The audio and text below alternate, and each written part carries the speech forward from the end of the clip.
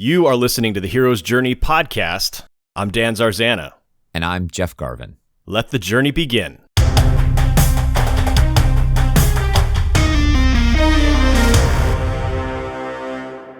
Hello, and welcome to the Hero's Journey podcast, where we discuss your favorite stories through the lens of Joseph Campbell's classic monomyth from his opus, The Hero with a Thousand Faces, and Christopher Vogler's modern adaptation from his book, The Writer's Journey. Most of the time, mankind is its own greatest adversary. But sometimes it helps to apply our nameless doubts and unknowable fears to something inhuman. Because if we can watch a hero defeat such monsters, we can certainly win the terrestrial battles we face, which seem simple by comparison. So to that end, we have selected 3 films for this episode, in which the villain is a creature from beyond the stars or beneath the earth. It was a close poll, with a tie for second place. 26% of the vote apiece. Wow. Went to the 1990 film Tremors and the 2011 film Super 8.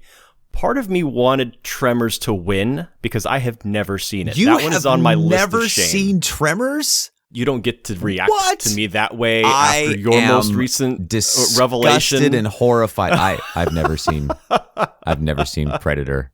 I've somehow never. You hadn't seen Predator before this? I've never seen Predator until this. I have never seen. That's why I was being disgusted. That's awesome. With you. Actually, you know what? Then this is good. Mm-hmm. As long as one of us got to see a movie that we'd never seen before. Yes. Have you seen any of the sequels? No. Prey? Did you watch Prey when that came out last year? Why would I ever watch something if I hadn't seen the original first iteration? I mean, you have to watch those things in order. Well, Prey is a prequel to Predator, so... Oh, so I could watch it You could have actually watched Prey first. That would... Okay, so if I can justify it like chronologically in the story world, then I can get away with it? Mm-hmm. Star Wars fans do it all the time. Right, Cassie and Brian? And Joseph? Oh, God. You can't tease them because... I'm not teasing. Hey, guys, let's start a thread in the Discord. What's the proper way to watch Star? I'm joking. I'm kidding. Okay. All right. The winner of this episode's poll, we've already slipped in the name. 48% of the vote. The 1987 hit Predator. A year before he directed the Christmas classic Die Hard, John McTiernan put Conan and Terminator star Arnold Schwarzenegger in the... Which you learn the origin of that noise in this film. I was so excited. I replayed that moment 4 times. In the jungle with half a dozen muscle-bound, sweaty men and one skinny white guy, and hunted them with a technologically superior game hunter from another world. Predator was released June 12, 1987, and enjoyed the second biggest opening weekend of the year. Wow. Beverly Hills Cop 2 had the best opening weekend of 1987 and was the #1 film at the box office until Predator was released and superseded it. Overall, Predator earned $98 million globally against its $15 million budget and spawned a franchise of 7 films, multiple series of comic books, novels, video games. Predator was written by brothers Jim Thomas and John Thomas. This was their first produced script. The score is composed by Alan Silvestri, a man with a 50-year career, maybe best well known for Back to the Future, but all the way through Avengers. Bom, bom, bom, bom, bom, bom, bom, bom, bom, bom, bom, bom, bom, bom, ba, ba, ba, ba, ba, ba. Back to the Future. Or dum dum dum dum dum dum dum dum dum bum ba ba ba ba ba ba. Come on, Jeff, sing it with me. This one I haven't identified yet. Oh, is it the theme Avengers from Tremors? you just mentioned. Oh, folks, welcome to the last episode of the Hero's Journey podcast. Predator stars Richard Chavez as Pancho, Shane Black as Hawkins, Sonny Landham as Billy, former Minnesota Governor Jesse Ventura as Blaine, Bill Duke as Mac, Elpidia Carrillo as Anna, Carl Weathers as Dylan, Arnold Schwarzenegger as Dutch, and 7'2" Kevin Peter Hall as the Predator. Predator earned an Oscar nomination for Best Visual Effects, an honor bestowed on just 2 films that year. Isn't that weird? Don't they normally do like 5 per category? I don't know. The thing that I read was that the Academy voting members are confused about where to put movies like Predator. It was early on where like it was visual effects, but there were also practical. They didn't know what the hell to do. Makeup. The other was Joe Dante's Inner Space, which I love that movie, which won the category. I'm still angry they tore down the Inner Space ride to put in Star Tours in Tomorrowland. Whatever that is. Oh. Okay, Jeff, it's go time. Grab your gear, prep your mud bath, and get to the choppa! Yes! This is the hero's journey of Predator. Act 1 of the hero's journey begins with the ordinary world, where we meet our main character in their status quo normal life. Major Dutch D. McDutcherson is the cigar-smoking, bodybuilding... Oh, sorry. His name is actually Major Alan Schaefer, so he's never named in the movie. I think Dutch D. McDutcherson is such a better character. Is the cigar-smoking, bodybuilding leader of a group of badass commandos so elite, they don't have to wear uniforms. They're a rescue team, not assassins. Dutch is resourceful and principled and ripped. That arm vein on Arnold's bicep is the size of my bicep itself. Yeah. That's pretty much all we know about Major McDutchington at the beginning of the film. We learn so much about him and the characters as we go through the film, but I cut it there because the rest of the journey rushes in on us very quickly after Dutch gets off that helicopter and has a few words with General Phillips. The next segment is Call to Adventure. The hero is presented with a challenge which renders them unable to continue living in the comfort of the ordinary world. Now, in this case, Dutchy McDutchface is a special ops commando mercenary guy. So being called to perform a dangerous military mission is not unusual for him. Right. This is not Luke Skywalker being plucked from his sleepy desert homestead and thrust into an intergalactic war for political control. That's an important distinction because at the beginning, Dutch just thinks he's going on another mission, but that assumption already starts to unwind very quickly. Right. So the call for me is General Phillips, played by R.G. Armstrong, giving a briefing. A helicopter carrying a cabinet minister and his aide went down in the jungle, are probably now hostages of guerrilla fighters. We need you to go rescue them. Yeah. For me, that's the call to adventure. I think this scene covers just about the entirety of Act 1. Yeah, So I cut the call there. Okay, good. Then we're on the same page. The next segment is refusal of the call. Confronted with fear of the unknown, our hero refuses to engage in the adventure. Sometimes the energy is expressed from within the hero, sometimes from without. My favorite expression of the refusal of the call is from behind Dutch, we hear the voice of Carl Weathers interrupting as this call to adventure, this initial call to adventure ends, because Dutch asks, "So why don't you use the regular army? What do you need us for?" And you hear Carl Weathers say, "'Cause some damn fool accused you of being the best." What a great line. So then Dutch says, "Dylan," and their embrace is a handshake that becomes an arm wrestling match that starts out good-natured, but rapidly it becomes clear that this is a legit dominance game. Oh, yeah. What's the matter? The CIA got you pushing too many pencils? Huh? That handshake is the memeiest meme on the internet, by the way. I love it. It's everywhere. I had never seen that until I inserted it into so you didn't know where that was from? I don't think I'd ever seen that meme. You're kidding. Anyway, Dylan interrupts this call to adventure and gives a sort of another mini briefing. We'll be in and out. It's a one-day operation. And Dutch says, "What do you mean we?" And so that's already a little bit of resistance. Like, I don't like how this is going. This is not the mission I want to go on. And and then he looks at the general. He doesn't address Dylan. He looks at the general and says, "General, my team always works alone. You know that." the main refusal here isn't, I'm not going on this mission. It's, what kind of a mission is this? Why is it going this way? We're not assassins. He's really trying to control everyone's perception of his unit and the moral standing and, what am I trying to say? The direction of this unit and what they are and what they aren't. And he's really interrogating his caller to adventure, his herald here, to make sure that this fits in his definition of what this unit is for. That's what I saw as refusal of the call. Next segment is meeting with the mentor,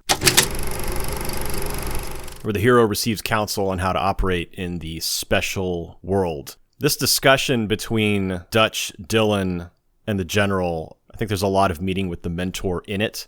The talk of Dylan saying, I'm coming with you, and the political purpose of the mission. Right. There's also a little bit of aid given to the viewers who are paying attention when Dutch says, we're a rescue team, not assassins. And there's a glance shared between Dylan and the general. Mm-hmm. So right away, if viewers who are paying attention know that Dutch is already being tricked. I think the mentorship continues when they are in the helicopter and Dylan informs Dutch. AWACS contact on 4-hour intervals. Who's our backup? No such thing, old buddy.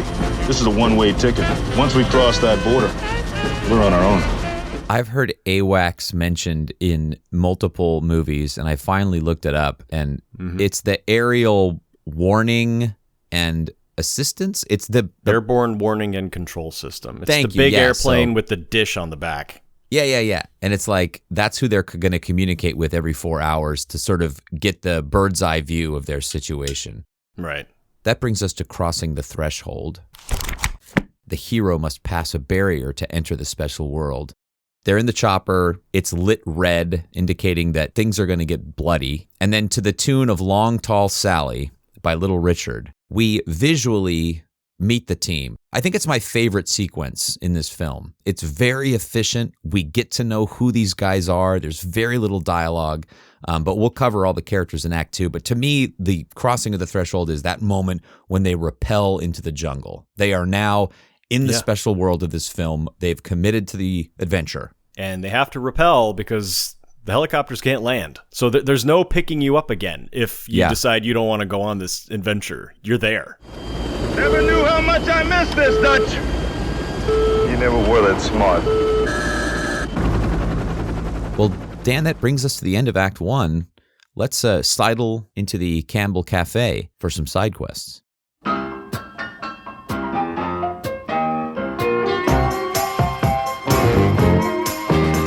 Welcome to the Campbell Cafe. Boy, do I need some coffee this morning. I was up late last night playing a rock show, and that's why my voice is super gravelly, as it sometimes is on these episodes. So I'm going to have my second cup of full-strength Nespresso coffee, not the half-calf. Apologies to my doctors. I'm disobeying orders. I'm going to drink some coffee this morning. Oh, brother. Tell me about how you followed your bliss. Well, I have an unusual side quest this time. Last week as of this recording, I went to go see Depeche Mode's Memento Mori concert at the Forum in Los Angeles. Jeez. That's an old venue. Oh, it's tore up. Dude. Did you get your tetanus shot before you went in the bathroom? That needs a facelift, that place. Wow. It needs to be stripped down to the bone. But it is, good. Michelle will appreciate that lyric reference. It is a small venue. It's only 17,500 seats, I think. So even if you're in the back, you're not too far back. That's bigger than Irvine Meadows. Memento Mori, their album just came out. This is their first without Andy Fletcher, who passed away suddenly last year. And they did a nice tribute to him during his favorite song is The World in My Eyes. And so when they sang that, they put up a big, larger-than-life image of him and they did some cool effects with it. So it was a really neat concert. These guys are they're getting up there. They're both in their 60s now. Wow. Dave Gahan and Martin Gore, but they can still put on a music event. That's a thrill. It was a really neat Neat to see. I know how big Depeche Mode fans you and Michelle are, so that brings me joy that you got to see your boys doing the thing. They did about half of Songs of Faith and Devotion, which is my favorite Depeche Mode album. Oh, I bet you just couldn't get enough. They did about half of them. It was fantastic. And wow. My dog Homer, do you remember him? Of course. In high school. So whenever I would play Songs of Faith and Devotion in my room, he would come in and curl up underneath the radio and fall asleep. Oh my God. He loved Depeche Mode. Oh my God. My dog. It was unreal. No other band. He wouldn't do it with any other band, but if I put any Depeche Mode album on, he would come in and take a nap under the stereo. Wow. Here's to Homer. Good dogs with good sense of music. Yeah. Okay, I want to talk about, for my following my bliss, something we don't really talk about, which is I DNF'd a book, did not finish a book. Okay. I've come up with a policy where if I'm not into a book 50 pages in, I dump it, unless there's like a really good reason for me to continue. Mm-hmm. And I've been trying to read more literary fiction to elevate my own writing.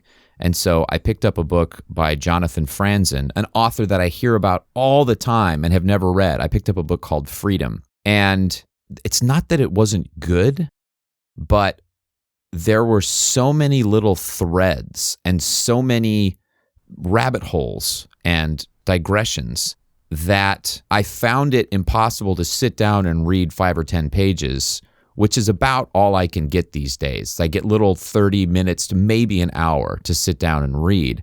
And I couldn't do it with this book. There was just too much on-board. I'd have to go back 2 pages and go, oh, that's right. This is the story inside the story where the woman's reading from her autobiography. It was just, I couldn't.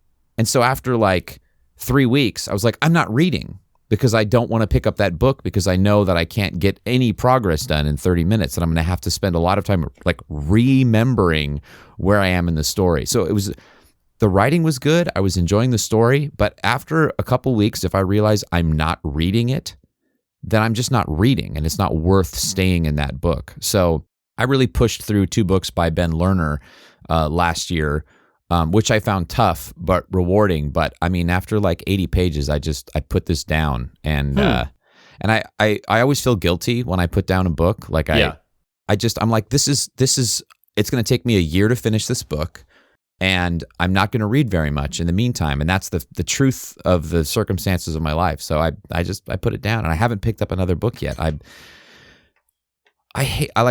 want to go to the library, but if I make a list of 15 books I want to read and I go to my library, literally none of the books are available. I have to order them from another branch if they're available at all, and then they'll have 2 or 3 books by that author that aren't on my list. So I end up buying a lot of books and not going to the library much because I'm a title-driven reader. Like, I have books I want to read. I do not go to the library to say, oh, let me find something to read. I've got books I want to read. Yes. And if the library doesn't have it and I end up picking up something else, I rarely find it rewarding. I get in the mood for a kind of book. And if I can't get that kind of book, you know what I mean? Yes. So that was my... Does your library not have a website? Mine does. Mine has a website, and their full catalog is there. All 3 branches you can search. And I mean, it will tell you, you don't have to search them. You search the title, and it will tell you which branches are in stock. You can place a hold right there on the website. A staff member will grab it and flag it for you so that you don't have to waste the time driving to the library and searching the shelves for half an hour looking for 15 books that aren't there.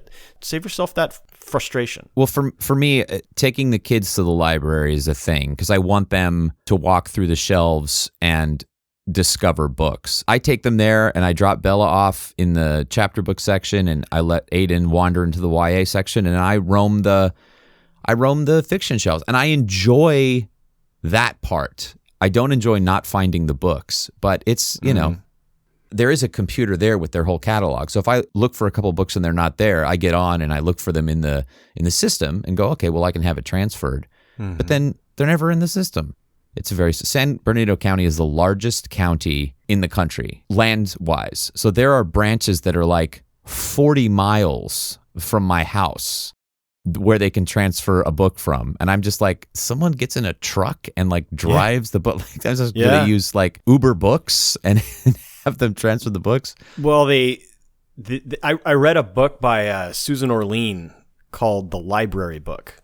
And she investigates the Los Angeles library fire, and also kind of gets into how the library works and things like that. So she interviews a packer from the county library system, and their job is to take these big plastic crates and Tetris them with all the books that people have requested inter-system transfers for, because LA County is also, that's a big library system too. I'm writing this book title down because Susan Orlean wrote The Orchid Thief, upon which adaptation was loosely based. Correct. In case you're listening to this and you don't remember that name. Yeah, and adaptation was a movie that we covered a couple of years ago. So yes, that's the connection.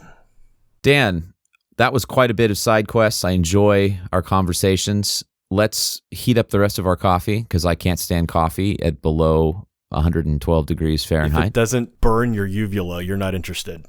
I lost my uvula long ago. Do you really not have a uvula? No, I do. Oh, okay. That's right. Some people don't, so that's why I'm asking. Well, after marginalizing uvula challenge people, we're going to leave the Campbell Cafe, step back into studios G and Z, and continue with Act 2.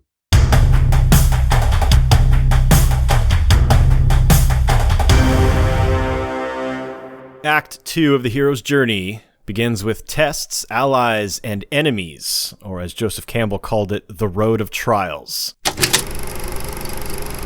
Having rappelled out of a helicopter, the hero meets allies, makes enemies, and must pass a series of tests to prove their worthiness. Yeah! Come on, we can do it! Allies. We have so many allies. So many. Blaine, the tobacco-chewing, bemustached, minigun-carrying Minnesota Governor Jesse the Body Ventura. Very sensitive man. This was his feature film debut. Yes. He's got two really great lines in this film. In the helicopter, he delivers the first one. He's passing his pouch of dip around to everybody, and everybody is rejecting it. Yeah, nobody wants this chewing tobacco. And he says, "This stuff will make you a goddamn sexual tyrannosaurus." Incredible delivery. I laughed. Yes, I'm like, this sure. guy is a jackass. Yes, he is. He's an archetype that populates our world now. We also have Billy, played by Sonny Landham. Billy is the tracker. Pancho, played by Richard Chavez, who was a Vietnam War veteran prior to becoming an actor, and he said that filming this movie gave him flashbacks. Oh, boy. Or at least deja vu. Mm. Flashbacks is a very different event.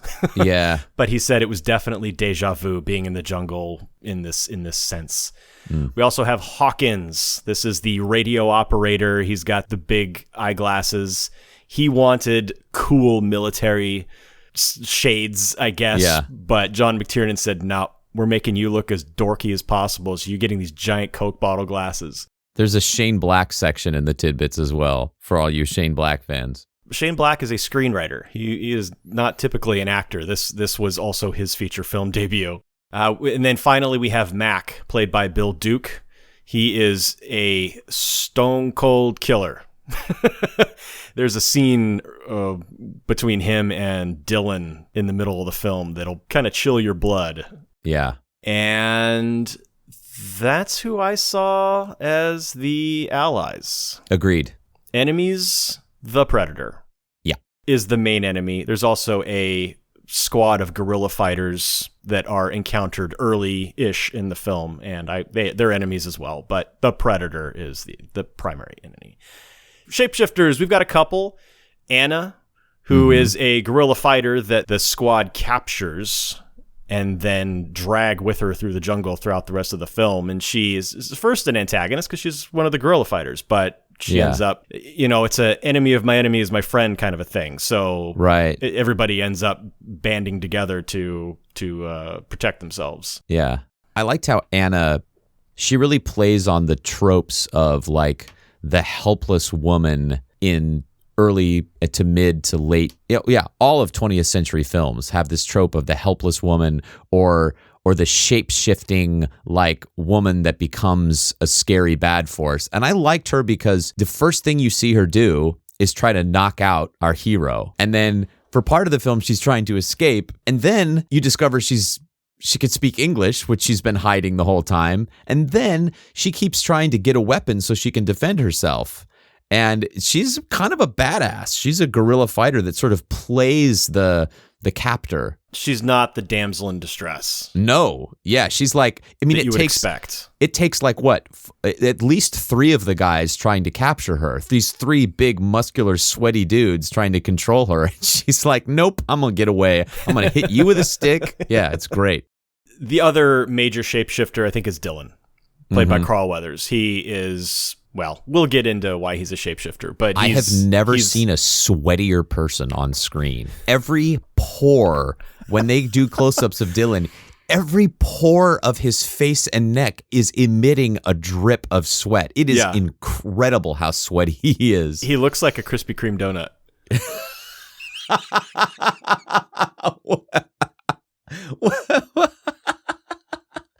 What an incredible description. Any other characters? General Phillips, I think he's a shapeshifter too, but he's not as critical, I think, as Dylan. I mean, there's 9 people in this movie, and we just listed 7. So the first test, the commandos locate the crashed helicopter, and right away you're like, oh, well, that was fast. It didn't take any effort at all for them to locate the crashed helicopter. No, they're good. It's all good. They discover that the 2 pilots have been executed, single bullet to the head, and it appears the vehicle was downed with a heat-seeking missile. And as Arnold says, That's pretty sophisticated for a bunch of half-ass mountain boys. Major! I guess they're getting better equipped every day. he's been suspicious about the mission from the get-go, and now it's just becoming more and more clear. Billy the Tracker informs Dutch that 12 guerrillas took 2 men out of the helicopter. Billy's like clairvoyant. It's amazing the kind of information he gathers just by looking at tracks. It's almost supernatural. Supernatural aid, perhaps? Mm-hmm. And that 6 other men wearing American military boots came in from the north and started following the guerrillas. Dylan waves it off. He says, it's probably just another rebel patrol. They're in this area all the time. Uh-huh. Pass, fail? Pass, because they've located the crashed helicopter. Billy has used his super sense to learn a lot of information about what they are now facing. Right. And the direction in which the guerrillas went. Test number 2. Billy the Tracker discovers 3 bodies flayed and hanging from a tree. Their dog tags reveal that they are Green Berets operating out of Fort Bragg. Dutch knew them. Jim Hopper was the commander of the unit, and he wants to know why they were in the jungle. Dylan says, I don't know what you're talking about. Dutch continues to suspect not everything is on the up and up here. Yeah. Dutch then asks Billy what happened to the other 3 guys, because there were 6. What about the rest of Hopper's men? There's no sign, sir. They never left here. Hell, it's like they just disappeared. Now we're getting a little like, okay, there's something really weird going on. Blaine then extracts Old Painless, a freaking minigun. And the presentation of this thing, he just like rips this Velcro bag open. I think it's Velcro, but anyway, and he just this giant minigun. It's like multi-barreled spinning monstrosity that Blaine carries around for the rest of the film. Yeah. This is the kind of weapon that is normally mounted on the side of a helicopter. Jesse Ventura said that it was like firing a chainsaw. And it's at this point, we're about 18-ish minutes into the film, where we see our first indication of something otherworldly. And that's our first view of Predator vision. Oh, we left out a huge part of the ordinary world, which is the opening shot of the film. That's actually a good point, because I think the movie would have been more interesting without that opening bit. 100%. If you think you're just watching a military action film and suddenly there's a freaking alien with infrared vision hunting these soldiers, and it completely changes the movie. I agree. I know why the producers wanted the thing, because they were, this is 1987. This was a Fox feature. Return of the Jedi had closed out the Star Wars saga 4 years prior. And so they were still trying to, we need another Star Wars. So we need, let's make another sci-fi movie. And that's for sure, And the opening shot is for sure a Star Wars nod with the Aliens planet. was a huge hit. Oh, it absolutely is. The spaceship passing the camera tracks the ship, and then we pan, although opposite of Star Wars always pans down to a planet. Right. This one pans up to a planet. The little drop pod or landing vessel, whatever, breaks off of the ship and heads toward the planet. I think without that, it would have been a much greater surprise. But I don't know. I mean, they were trying to sell a sci-fi movie, so I guess you have to have it in there. Anyhow, next test, Dutch and his team locate the guerrilla camp, and they see a Russian man beating a hostage before shooting him in the head. That Russian officer is played by Sven Ole Thorsen, who is a friend and frequent collaborator of Arnold Schwarzenegger. They were bodybuilding companions together. Thorsen has appeared in almost all of Arnold's movies, or at least within the 80s, 90s. He was also in Kevin Smith's Mallrats. He was in Ridley Scott's Gladiator. Do you remember who he was in Mallrats? He's the mall cop. Oh my God. When Jay says, "I hear he's even got 2 kills." And he was in previous Hero's Journey subject matter, The Hunt for Red October. Not the only person in this film who is in Hunt for Red October, but we'll talk about that in the tidbits. Dutch orders his men to assault the camp. Big exciting action battle ensues. How are they? It's like there's supposed to be another hostage, right, in that camp, and they just blow it up. They just annihilate. Like if there was another hostage. There are explosions and all kinds of stuff going on. Yeah, and then at the end, they learn that, the other hostage is also dead. They don't really say how it happened, but I think we can suspect, given the previous 5 minutes. Oops. We blowed him up. Collateral damage. But this is where we learn. We get confirmation, or at least Dutch gets confirmation, that this was not a rescue mission. This was an assassination. That's why Dylan of the CIA was there on the mission, because he wanted to make sure that cabinet minister and his aide did not make it out of that camp. Yep. I wonder, actually, if Dylan didn't identify the cabinet minister and shoot him during the gunfight. That would have been an interesting twist.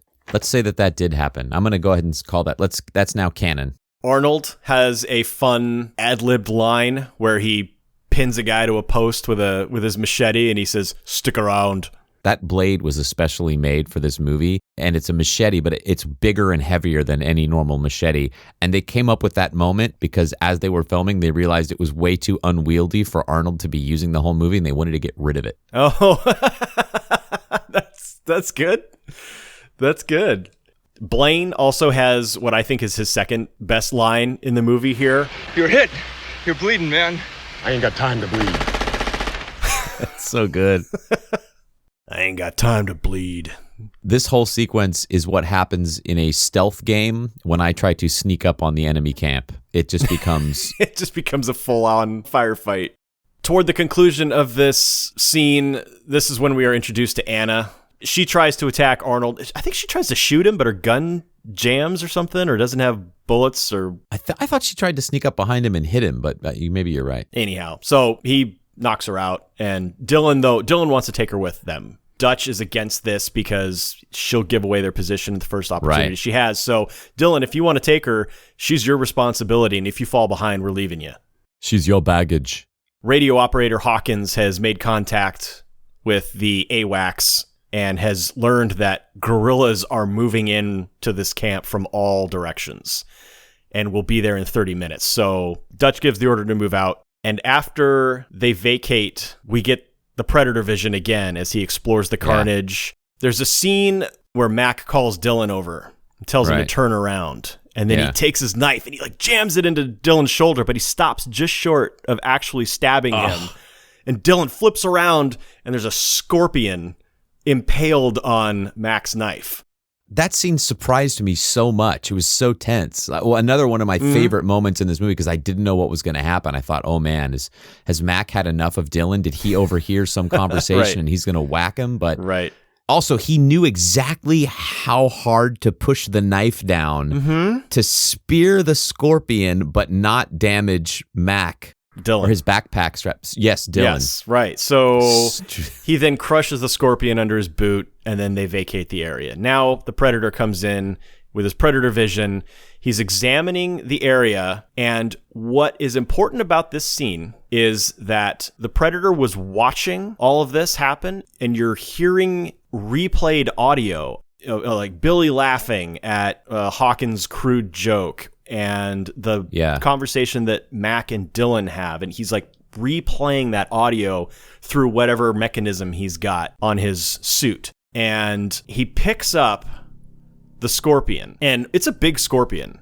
Yeah. But when he turns it over in his hand, it is small. So what's important about this is we see how big Predator is. This is the first indication we're getting of his size. That is a tiny little scorpion in the palm of his hand. He's Uruk-hai size. Also, I have a theory of this movie that the Predator only watches this group until they kill the scorpion, and then he takes that personally, and the rest of the movie is vengeance for the scorpion. Sticking by that. Because originally, the Predator was supposed to be like very insectile. So I think this is really a revenge story about that scorpion. It could be. I leave that to you, listeners.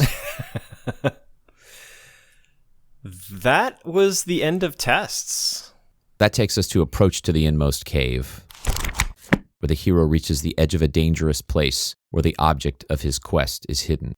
In the next scene, Anna tries to escape, and Pancho catches her. So now we're already establishing that Anna doesn't feel safe in this situation, wants to get away. Billy spots something in the trees or notices something in the trees that freaks him out, and Dutch can't see it. So the rest of them can't see it, so they just move on, and Billy says, I guess it's nothing. But we know, having seen the Predator vision, that something's out there. I think this is a fail. That's a failed test. But I also see it, I can see how you'd put this in Approach. Anna, again, tries to escape. Hawkins goes after her, and right as he catches her, Predator gets him. We don't really see what happens except that his head sort of becomes just a splatter of blood, and it lands on Anna, and then Predator drags him off. So the rest of the team gets to the scene of that and asks, what happened? And she says in Spanish that the jungle came alive and took him. This very much called upon Aliens and Jaws.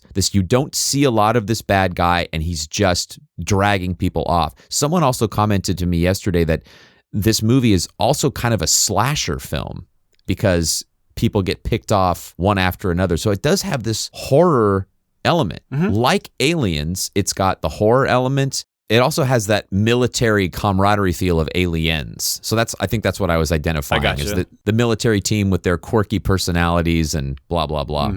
So they do what every bad decision does in movies. They split up to find Hawkins's body.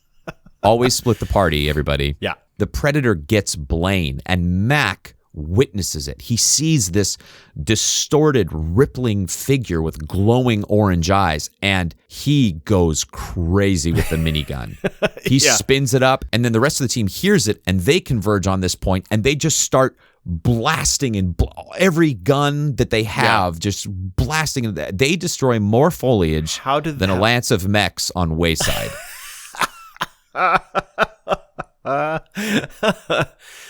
I don't know how they have any ammunition left after this scene. Yes, that's what I'm saying. They use so much ammunition. I mean, just the number of grenades they use in the scene where they destroy the guerrilla camp alone.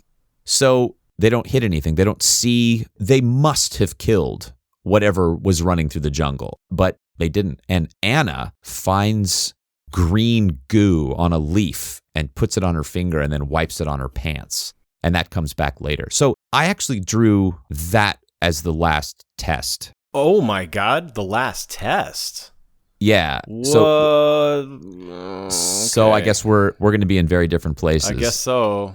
Part of the approach is prepping for a big battle. And the next scene here is that Dutch says, we've got to pick a defensible position and dig in and catch this thing and ambush this, whatever this guy is, or these men. So they pick a spot on the ridge, and Mac sets up flares and frags and claymores. He reports back to Dutch that the defensive perimeter is set up, and this is really the only really tender emotional moment in the film, Dutch senses that Mac is on the edge of despair. He is losing his edge watching Blaine get obliterated. Mac, he was a good soldier. He was, my friend. And that's where you start to see this is going to go poorly for Mac. Not only did he go crazy with the minigun, but this is becoming a vengeance thing for him. And during that scene, Silvestri puts this trumpet line in that's it's like a nod to Taps. And I really, really loved it. When I first started watching this movie, I thought Silvestri's score was overbearing, especially at the beginning of the movie. But upon a second watch, it really worked for me because it builds that tension and that it's a very military sounding score at the beginning. And I just really liked it the more I watched this movie. So Mac takes a drink from his flask and sets it on Blaine's corpse and then covers him up.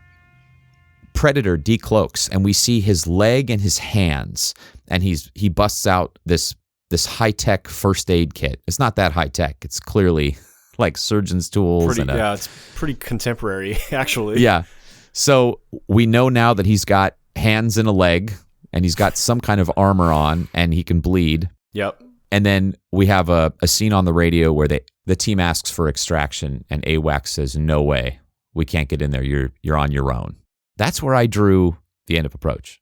Okay, I thought the approach takes place earlier. Okay. So far, we have been following this team of terrifyingly effective commandos. Yeah. I was going to say they get through that guerrilla camp fight without a scratch, but no, Blaine does get injured in the arm, but that's it. Right. There were dozens of combatants in that camp. Yeah. And these 6 guys took care of the problem without taking a casualty themselves. Yeah. That's who these guys are. They work well as a team. They're efficient. After that, Mac and Blaine are taking a rest from their forced march, and they discuss how difficult this terrain is. Makes Cambodia look like Kansas. You lose it here, you're in a world of hurt. Yeah. These are some of the toughest men on the planet, and even they are being challenged by this experience. The scene of Billy freezing and staring up into the trees, and he's wearing a little pouch around his neck, and you see him rubbing it. Yeah, some kind of talisman. It's like a worry stone almost. And he's just staring. And Dutch even says, "What has Billy so spooked?" What we are seeing here are cracks in the veneer.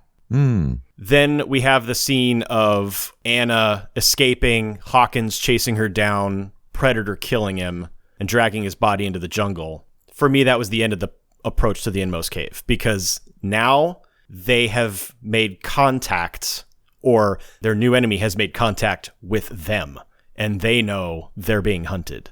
Which brings us to the ordeal.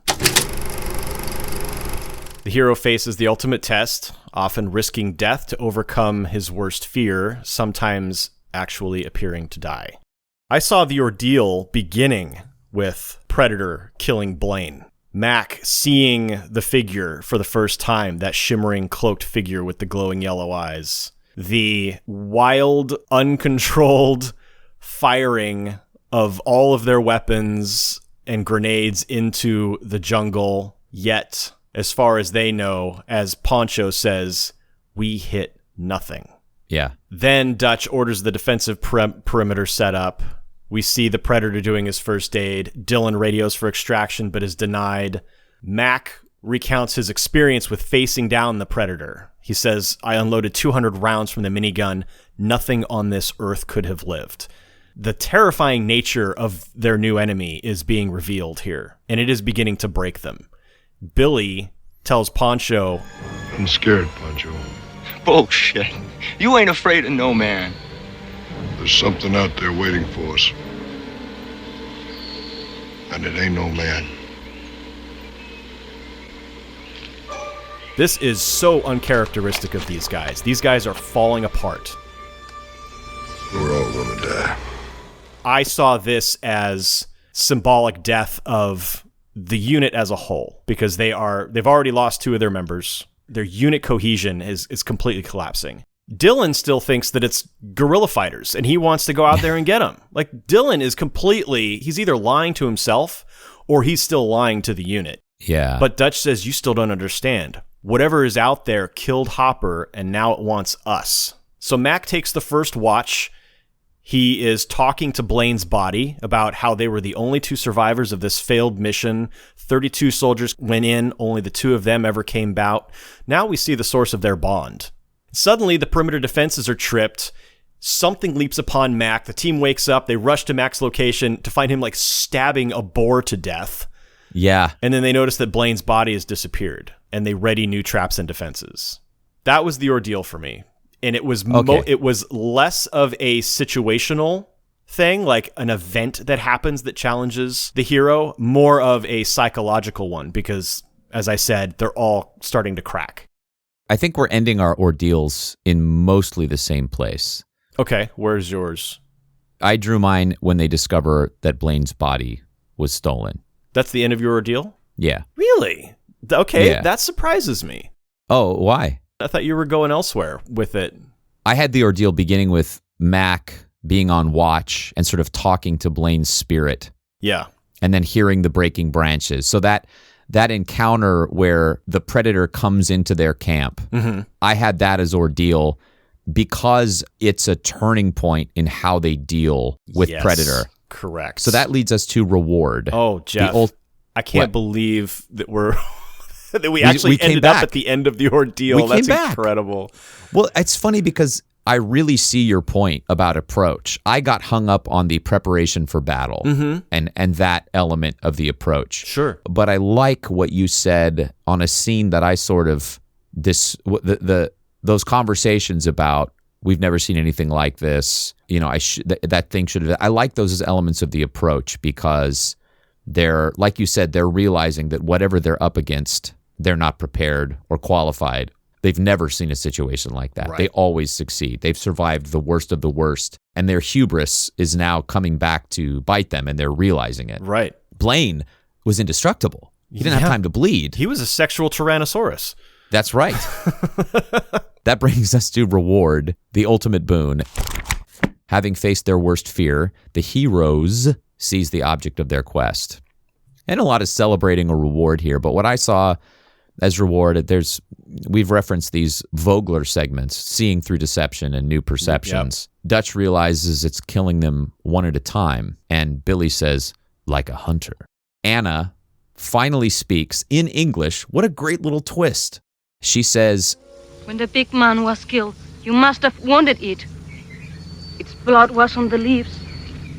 If it bleeds, we can kill it. So to me, those moments are the reward they get for trying to ambush this creature. Yeah, Dutch also cuts the zip ties binding Anna's hands. Dylan is against this. He's like, what the hell are you doing? And Dutch says, we need everybody. Yeah. And Dylan says, we've got to move out. The rendezvous with the chopper is 10 to 12 miles away. We've got to go. Through the jungle, 12 miles through the jungle. Yeah, this is not a backpacking. This is bushwhacking. Yeah. And Dutch says, no, we make a stand now, or there will be nobody left to get to the choppa. There's a line in Vogler. He says, new knowledge may be the sword the hero seizes. That's what I saw here. Dutch, at some point also during this scene, when they're saying, I think it's Billy, he says, Blaine's body is gone, but there are no tracks around it. So where did it go? And then Dutch looks up and he says he's using the trees. Yes, right. Well, Jeff V. Pants, that concludes Act 2 of Predator. I think it is time that we head over to the Vogler Lounge. Yes. And see what themed beverage we have discovered.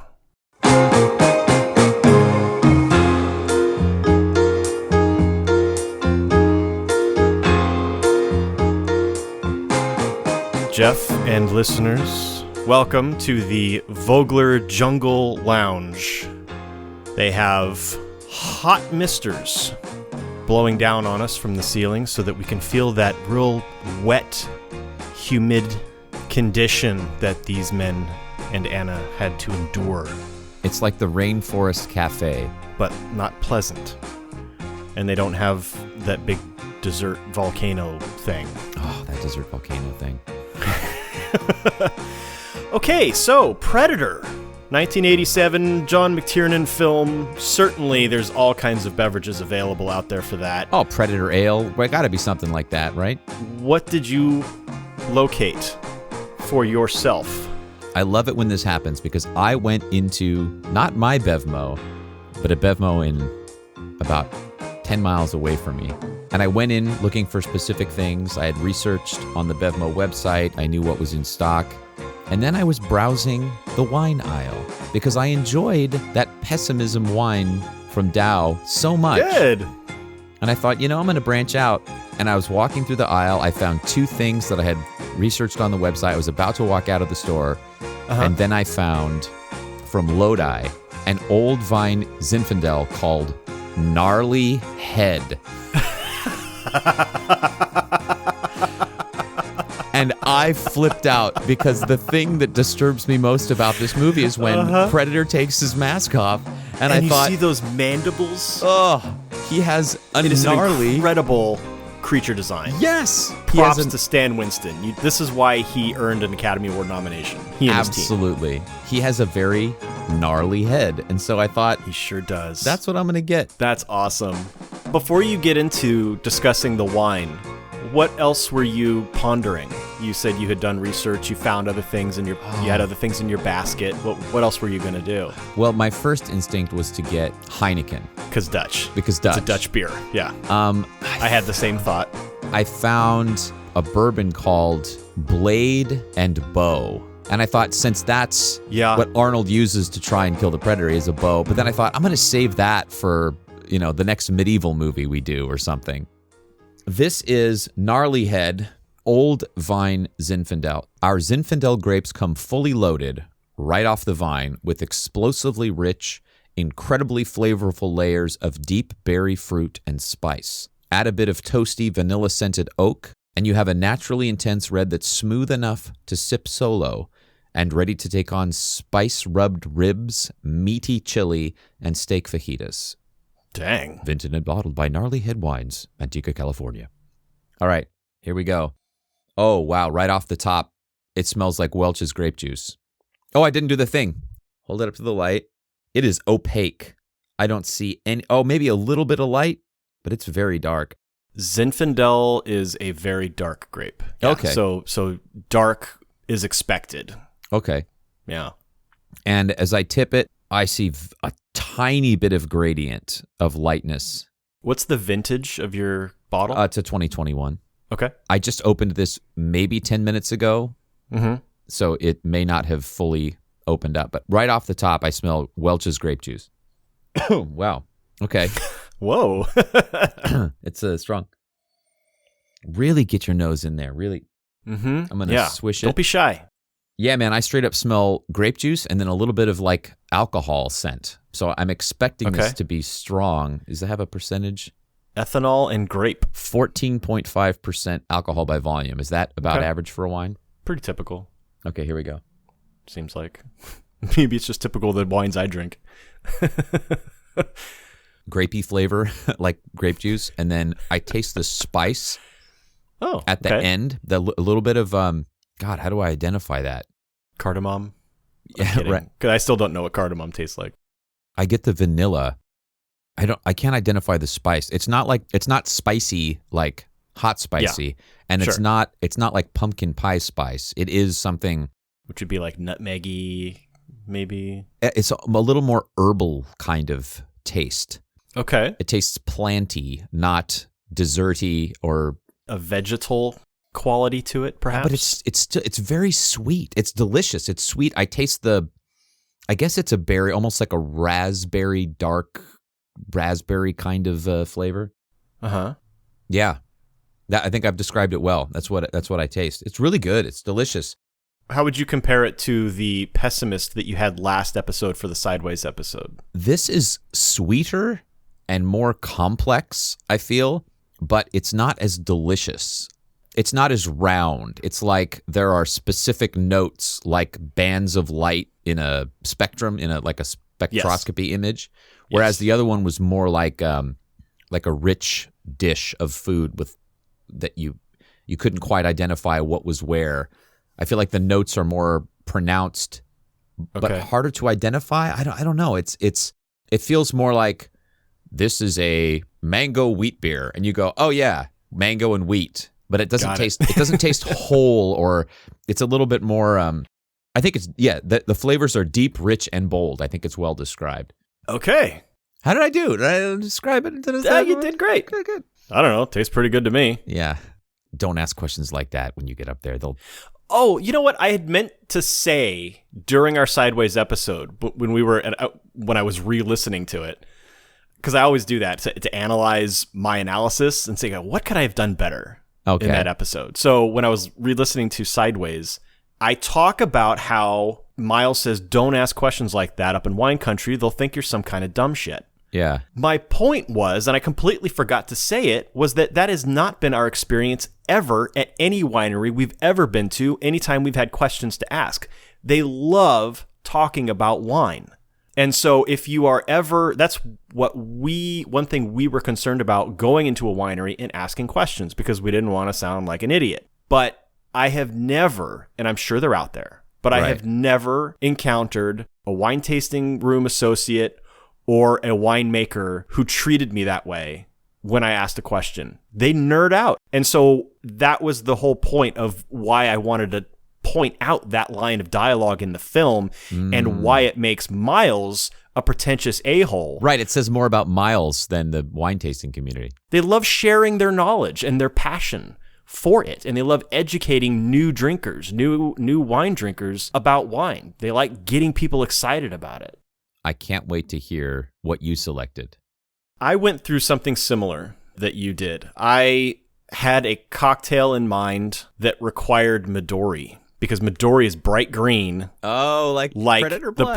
Predator blood. And I thought that would have been really cool. I even got a little jar of maraschino cherries, because I was going to use toothpicks and make a little triangle out of them with the maraschino cherries and the peaks, like his targeting lasers. Oh, genius. Jeff, I went to 6 places, 3 grocery stores and 3 liquor stores, including Bevmo. Nobody had Midori. What? One of the staff members at the 3rd liquor store I went to said, yeah, we've been having really weird supply problems with a lot of different liqueurs. Huh. And it wasn't that they didn't have shelf space for Midori. I could see the tag. Wow. On the lip, and it was just a big vacant hole there. What are college kids drinking? Nobody had Midori. It was crazy. So I had to call an audible, and this was last night. I'm wandering around Bevmo, and I was composing my apology speech to you and the listeners about how I just couldn't find a drink this time, and I'm really sorry, and I've let you down after almost 6 years. And I found also from Lodi, 6-spot red wine from Predator Wines. I had never heard of this place before. Wow. I was so excited. I was flipping out. I was texting Michelle. I said, no, I've been to 6 places. Nobody has Midori. And she was like, just come home. And I was about to turn around and put the basket back on the rack and leave.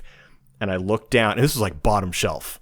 I look down and I see it, and I'm like, unbelievable. I took a picture of it. I sent it to her. I was like, get the F out of here. And I grabbed that bottle, and off I went. So this is 2019 Predator 6-spot red wine. It is a blend, 48% Petite Syrah, 30% Zinfandel, 22% Malbec. All 3 of these are big, bold red wines. So Ami and I love drinking Malbec.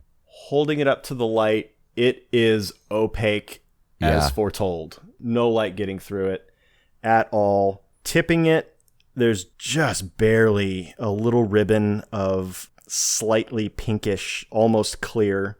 Just a flutter of fruity on the nose. Can't identify exactly what. Cherry, maybe? Maybe it's cherry. I'm not getting much else. All right, let's just taste it. Their tasting notes say raspberry jam, and I absolutely get that.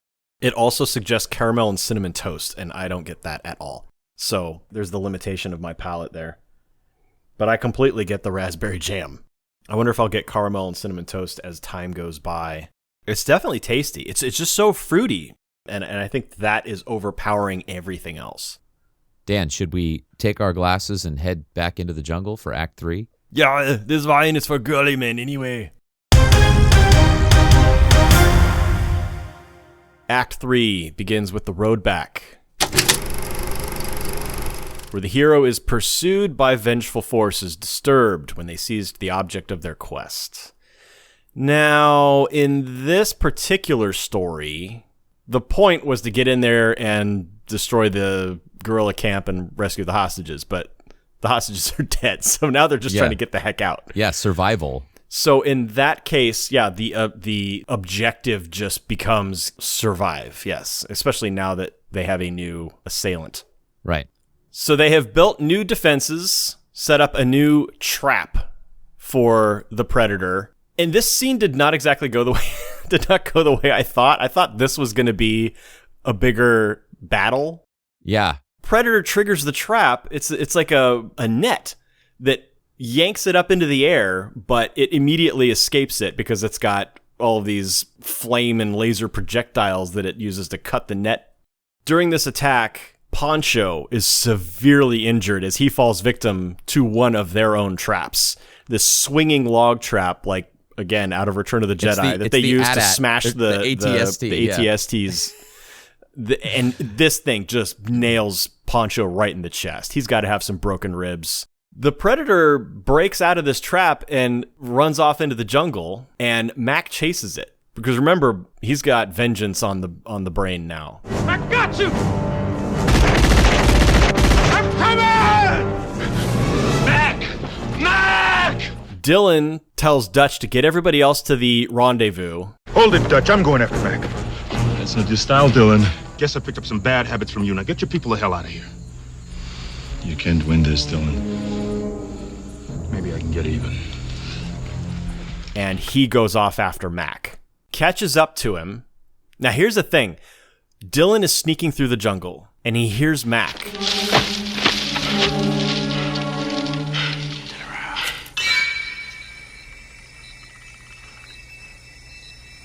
Over here.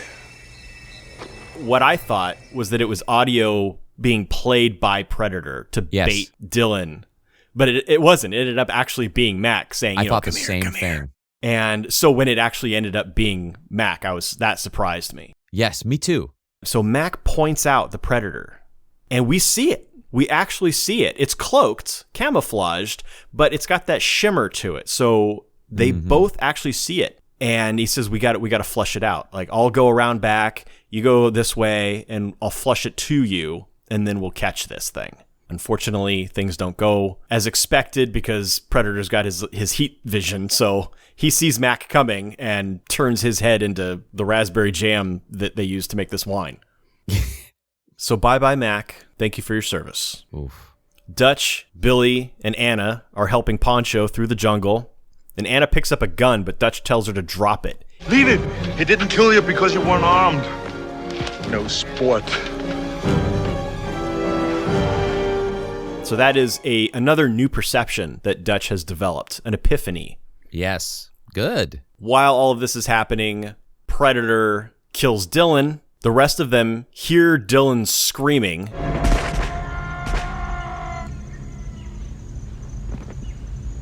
And as they're crossing this chasm across a fallen tree, Billy, he's had enough. He's going to make his stand here.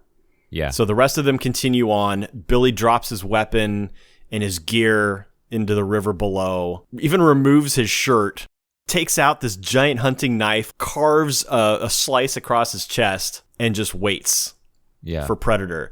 And as we see the others continuing to move on through the jungle, now we hear Billy scream.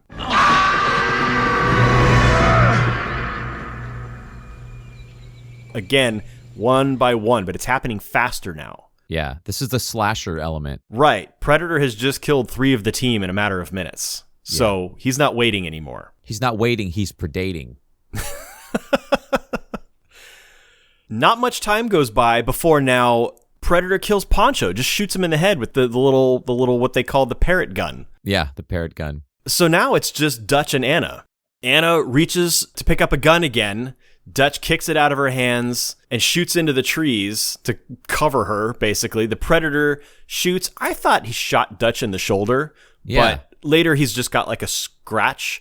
The lack of severity of the injury makes me think that maybe it was his weapon that got shot, not his shoulder. He does have a very slight flesh wound that does not bother Dutch at all. But Dutch tells Anna to run and make her way to the rotary aircraft. Stop. He says go to the rotary aircraft. Hold on. It's waiting. It's waiting for you. We're not even getting there first yet. It's waiting for you. When Predator shoots Arnold in the arm, the sound he makes is the "ah" that you do. And when that sound happened and I'm watching this movie, I flipped out at how exactly it sounds like what you do. And if you don't play this sound during this portion of the podcast, now you can get to your joke about how you're not going to say his most famous line. Get to the chopper! So Anna runs off. Predator chases Dutch through the jungle. He falls off a cliff into a raging river, drags himself out of the river through the mud. Then we see a splash into the river behind him. And then, much like when a shark is just below the surface of the water and it disturbs, it creates a wave extending out. That's what we see as the Predator is swimming underwater toward Dutch. Alan Silvestri's score even gives us a hint of Jaws. Not the famous dun dun dun, but some early creepy pre-shark hint of that. I really loved that.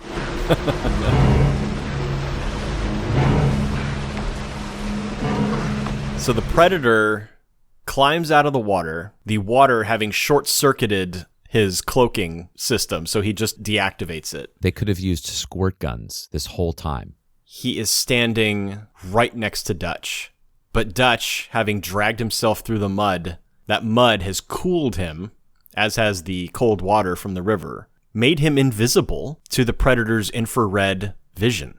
And that's where I drew the end of the road back.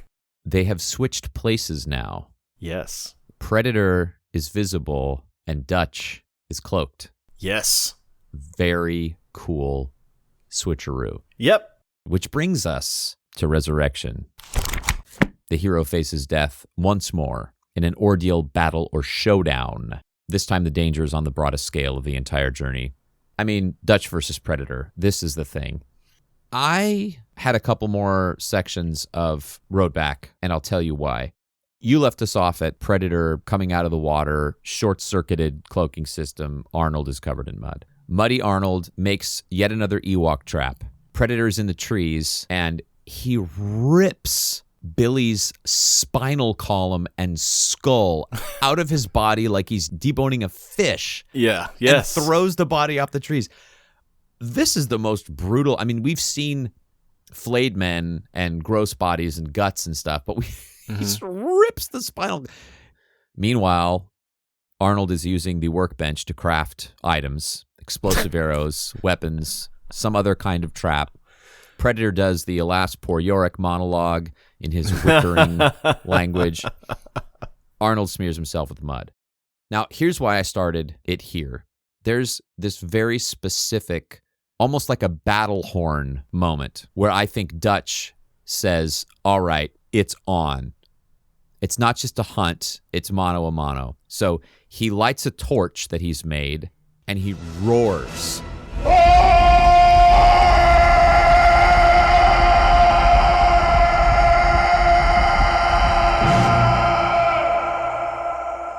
And this is the battle horn saying, come and get me. Agreed. Now, Dutch is waiting in the trees.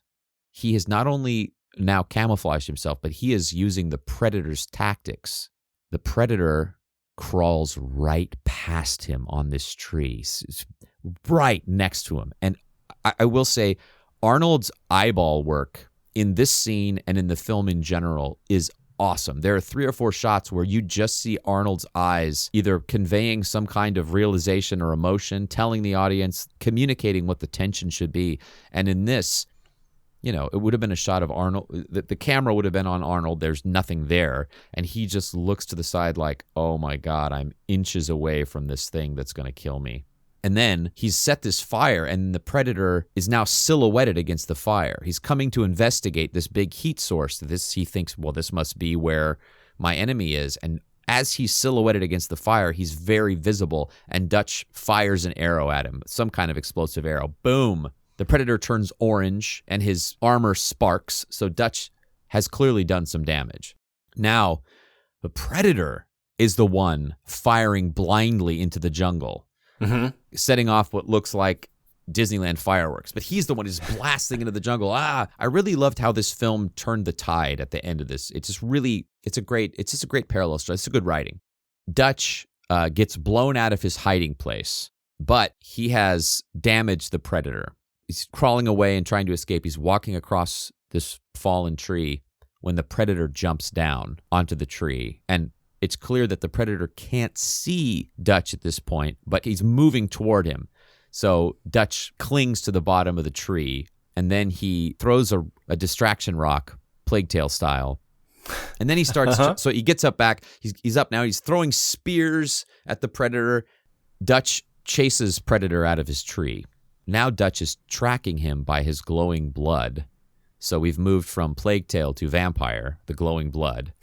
And I'm making references to games Dan is playing on the No Games for Old Men YouTube channel. So he tracks the Predator into this cave, but it's a trap. And the Predator drops down behind him. Dutch lights an explosive flare thingy and escapes. Predator shoots the vine that Dutch is swinging on, and it's into the water again. But this time, this water washes off his disguise. Yep. His mud is gone, and now he's visible. They are equals now. This is warrior to warrior. Predator catches him, picks him up by the neck, pushes him up against a tree, but doesn't kill him. There's some kind of like warrior respect now, where the Predator's like, it's you and me now. We're going to fight. No weapons. He takes his Darth Vader mask off. His face is this crab-like mandibles and teeth that moves, and it's just a horrifying, disgusting view. And Arnold has another great line. You one ugly motherfucker. Arnold tries to hit him with a stick. Bad idea. Yeah. The Predator just slaps him across the face with the back of his hand. It sounds like Indy Jones's bullwhip. Predator beats him bloody. I mean, just punch, slap, punch, punch. Yeah. But Dutch manages to crawl away and lure Predator into his trap. Come on, kill me, I'm here! But Predator, he's gotten wise to the traps and he goes around the other side. But Dutch, so he's got this setup where there's a log. He's going to kick free this dowel that he's like lodged between two rocks. He's going to kick it, and the log is going to go up, and it's going to bring spikes down on Predator. But Predator gets wise and goes around the other way, and now he kicks the stick, and a big log drops. Now, I wasn't clear if Dutch planned it that way and knew that Predator would get wise, and so he like set up a fake trap knowing that the real trap was that the log would drop on Predator. I wasn't sure, but in any case, the log drops and smashes Predator, and Dutch takes a moment of relaxation. He's won, he's exhausted, he's almost passing out, but the Predator is not dead. Yeah. He pushes the log off, and he's lying there, clearly gravely injured. And Dutch picks up a rock the size of 2 basketballs. I mean, that rock must have weighed 80 pounds. He picks the thing up and he's about to crush Predator's head when Predator coughs up green blood. And Dutch stops and puts the rock down. And he's looking at Predator. He says, "What the hell are you?" And the Predator, using his speech echoing ability, echoes it back.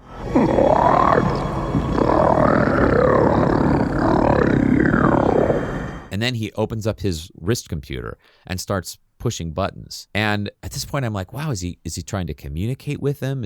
What's going on here? Because Dutch looks like I should stop him, but he's just confused wants to see what happens next. And then the LED readout starts to the loading wheel version of LED starts to spin. And luckily for Dutch, the escalating, pitch-rising alert of a self-destruct mechanism is universal. And so Dutch realizes, oh, I got to get out of here. And he runs off and dives away. And you hear Predator laughing like Billy. He's echoing Billy's laugh.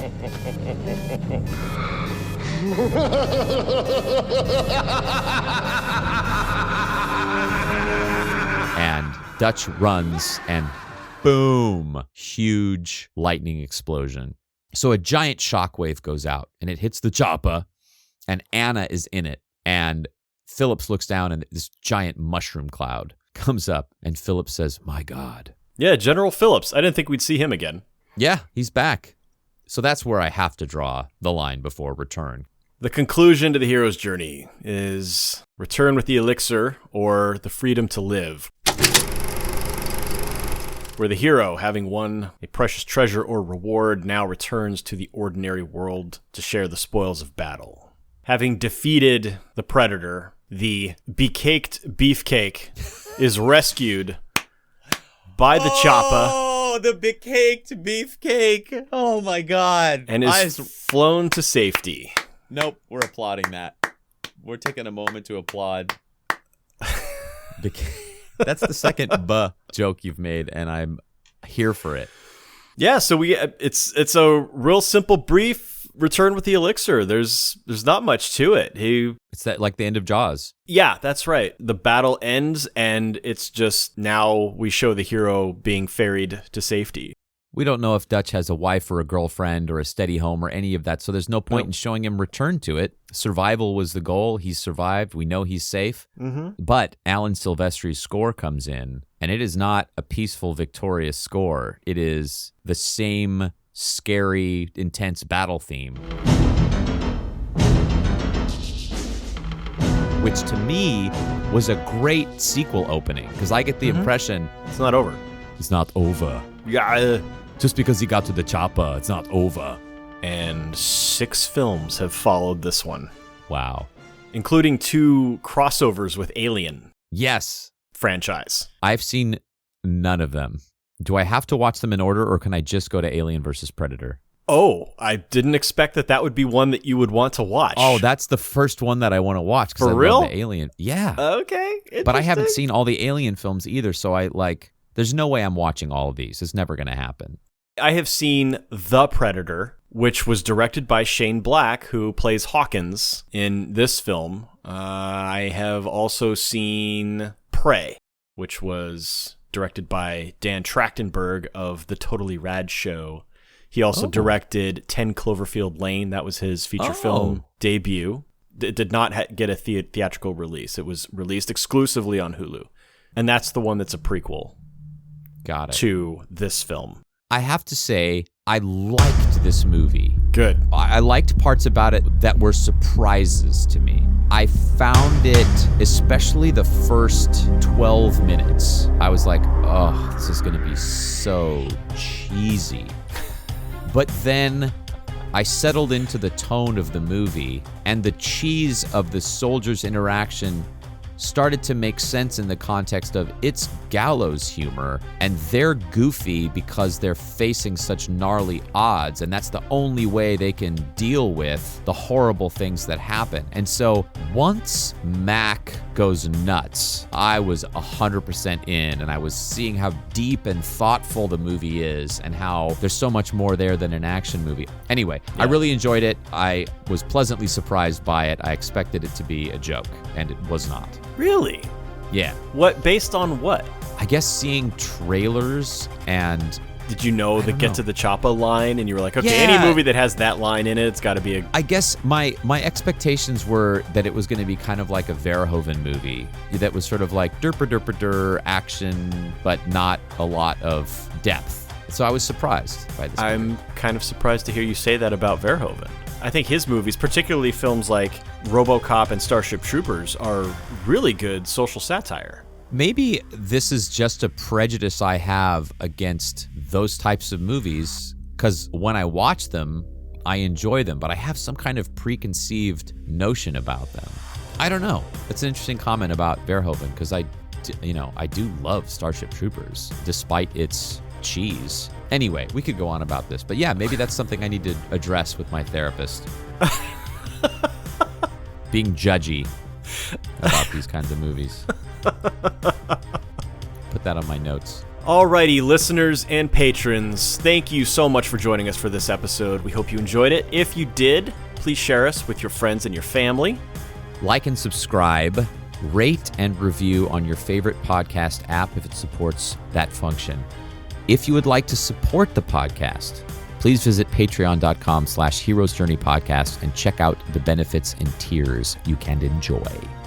Thank you to all patrons who make this show possible, including our demigod tier patrons, John Peterson Jr., Scott Sanford, Ricky Garvin, Jeff Scott, Joseph Wilbur, Michelle Calderon, Ami Garvin, Salathiel Jones, Jasmine and Pete Hudson, Mike and Susie Zarzana, Randy Sparks, Justin Purvis, and Mark Brightman. Special thanks to Taylor Jordan for composing our theme music. Thank you to Jason Dorff for our awesome episode artwork. Links to their portfolios can be found on the About page of heroesjourneypodcast.com. Hire them. They are lovely people, awesome to work with, and produce brilliant work. The trademark Hero's Journey is used under license from the Joseph Campbell Foundation. Visit www.jcf.org to learn about how the foundation promotes and celebrates the work of Joseph Campbell. Predator is copyright 1987, 20th Century Fox Film Corporation. Thanks again for listening. Until next time, journey on. Get to the chopper!